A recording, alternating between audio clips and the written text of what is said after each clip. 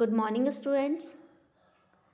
Next chapter हम start करेंगे civics का chapter number 12 Indian constitution, that means भारतीय संविधान। ठीक है, हम इंडिया के कॉन्स्टिट्यूशन के बारे में पढ़ेंगे। अब कॉन्स्टिट्यूशन क्या होता है? कॉन्स्टिट्यूशन एक बुक है। ठीक है, हमारे पास एक बुक है जिसको हमने नाम दिया है कॉन्स्टिट्यूशन। अब उसमें क्या है? उसमें हमारे जो इंडिया के रूल्स और रेगुलेशन हैं कि इंडिया में रहने वाले सिटीजन को कुछ रूल्स और रेगुलेशन फॉलो करने हैं। ठीक है, उन सारी चीज़ों को डिस्क्राइब किया गया है किसमें? एक जो बुक है जिसका नाम दिया है इंडियन कॉन्स्टिट्यूशन। और ये सारे जो कॉन्स्टिट्यूशन है या इंडियन कॉन्स्टिट्यूशन को किसने बनाया? तो इसको जिसने बनाया उनका नाम है डॉक्टर भीमराव अंबेडकर। ठीक है, तो हमारा इंडियन कॉन्स्टिट्यूशन किसने लिखा है या किसने बनाया है? तो वो है भीमराव अंबेडकर, जिन्होंने इसको बनाया है। और ये इंडियन कॉन्स्टिट्यूशन को बनने में कितना टाइम लगा है, मैं आपको सिर्फ इसके ऊपर ऊपर की अब इन्फॉर्मेशन दे देती हूँ जो कि ज़रूरी है और जो कि आपकी बुक में मिसिंग है थोड़ी सी। ठीक है, तो वो मैं आपको पहले दे देती हूँ, उसके बाद फिर हम चैप्टर स्टार्ट करते हैं, जिससे हम आगे जब पढ़ेंगे तो आप चीज़ों को लिंक कर पाएंगे। ठीक है, तो हमारा जो इंडिया का कॉन्स्टिट्यूशन है वो किसने बनाया? डॉक्टर भीमराव अम्बेडकर ने बनाया। और उनको ये कॉन्स्टिट्यूशन बनाने में कितना टाइम लग गया? तो इस कॉन्स्टिट्यूशन को बनाने में उन्हें 2 ईयर्स 11 मंथ्स और 18 डेज़ का टाइम लगा। ठीक है, यदि हम टोटल करेंगे तो ये कितने डेज़ हो रहे हैं? 176 डेज़ हम बोल सकते हैं कि सिर्फ इंडियन कॉन्स्टिट्यूशन को बनाने में लगा। ठीक है, अब हम देख लेते हैं कि आप जो पिंक कलर का बॉक्स देख रहे हो अपने बुक के लेफ्ट हैंड साइड पे, तो उसमें दिया है वी शैल लर्न, हम क्या क्या पढ़ेंगे या हम इस चैप्टर में क्या कवर करना है। तो जो सबसे पहला पॉइंट है हमारा, पॉइंट नंबर 1 है हमारा need and concept of constitution. Need that means हमें आवश्यकता है या ज़रूरत है। ठीक है, कॉन्सेप्ट कॉन्स्टिट्यूशन की हमें क्या ज़रूरत है, एंड कॉन्सेप्ट ऑफ कॉन्स्टिट्यूशन, और इसके कॉन्सेप्ट क्या हैं। ठीक है, इसकी अवधारणा क्या है, उसके बारे में हम फर्स्ट पॉइंट में देखेंगे। सेकंड पॉइंट है हमारा द कॉन्स्टिट्यूट असेंबली। ठीक है, एक संविधान सभा का गठन किया गया है या जिसको बनाया गया है उसको कॉन्स्टिट्यूट असेंबली बोला गया, उसके बारे में हम देखेंगे। ठीक है, आप कॉन्स्टिट्यूशन बनाया है तो उसके लिए एक असेंबली भी बनी होगी।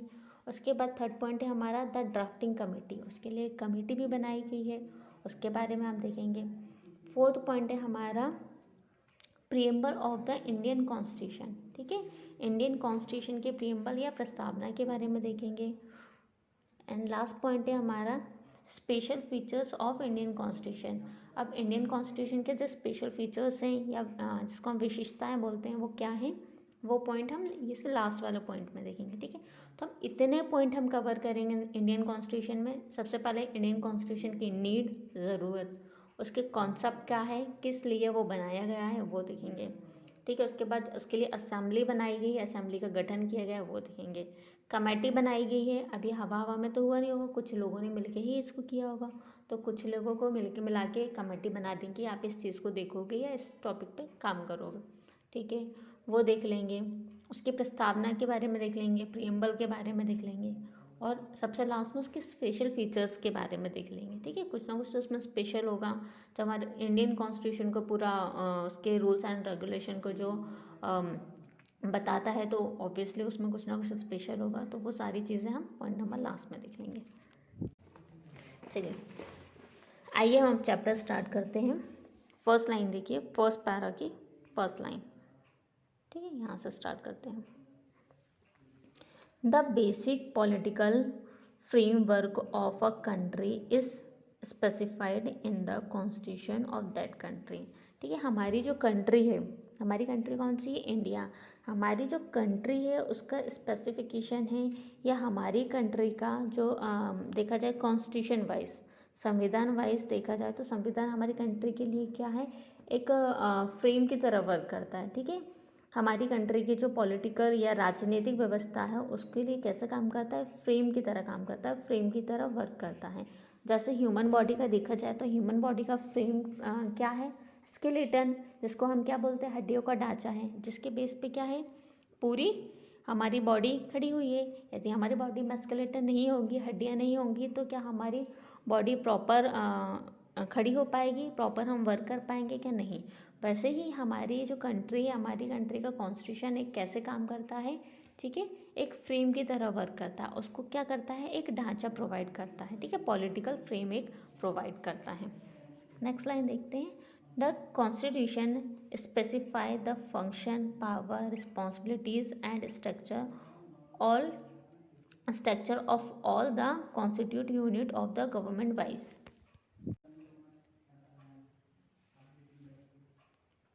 कॉन्स्टिट्यूशन में गवर्नमेंट दैट मीन्स हमारी सरकार के सभी पार्ट्स, ठीक है, सभी यूनिट्स, जैसे उसके पावर दैट मीन शक्ति, रिस्पॉन्सिबिलिटीज़ और उसके दायित्व, ठीक है, और structure of constitution unit of government, इन सारी चीज़ों का क्या है वहाँ पे वर्णन किया गया है या उल्लेख किया गया है, बताया गया है, ठीक है। किसके बारे में, गवर्नमेंट्स की यूनिट्स के बारे में किसमें बताया गया है, कॉन्स्टिट्यूशन में बताया गया है।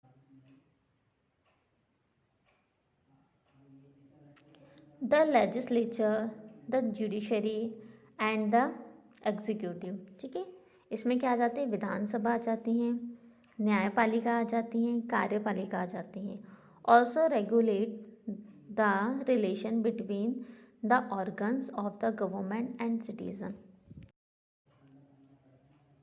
कॉन्स्टिट्यूशन क्या करता है, गवर्नमेंट ऑर्गन्स और जो हमारे सिटीजन्स हैं उनके बीच क्या करता है, एक रिलेशन को बनाए रखता है, या रिलेशन को क्या करता है, रेगुलेट करता है, ठीक है।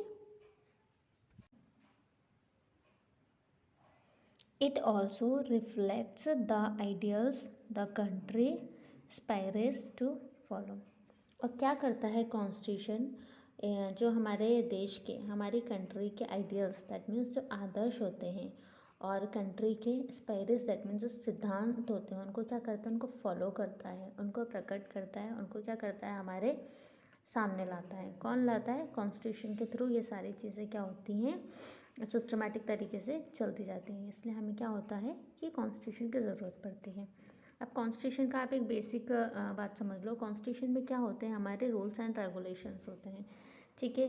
जैसे कि हम, यदि हमारे घर में रूल्स एंड रेगुलेशन नहीं होंगे तो क्या होंगे, हम प्रॉपर तरीके से वर्क करेंगे क्या, नहीं करेंगे। इसी तरीके से हमारी कंट्री को, हमारे देश को चलाने के लिए क्या बनाया गया है, कॉन्स्टिट्यूशन बनाया गया है, जिसमें रूल्स और रेगुलेशन है, जिसमें आपको बताया गया है कि आपको ये काम करना है। यदि आप नहीं करेंगे तो उसके लिए आपको क्या है, पनिशमेंट होगा। पनिशमेंट दैट मीन्स बहुत से आर्टिकल्स होते हैं, उनके थ्रू आपको क्या किया जाता है, पनिश किया जाता है। तो इसके अकॉर्डिंग क्या होता है, इन सारी चीज़ों के अकॉर्डिंग हमारी कंट्री एक सिस्टमेटिक तरीके से चलती रहती है।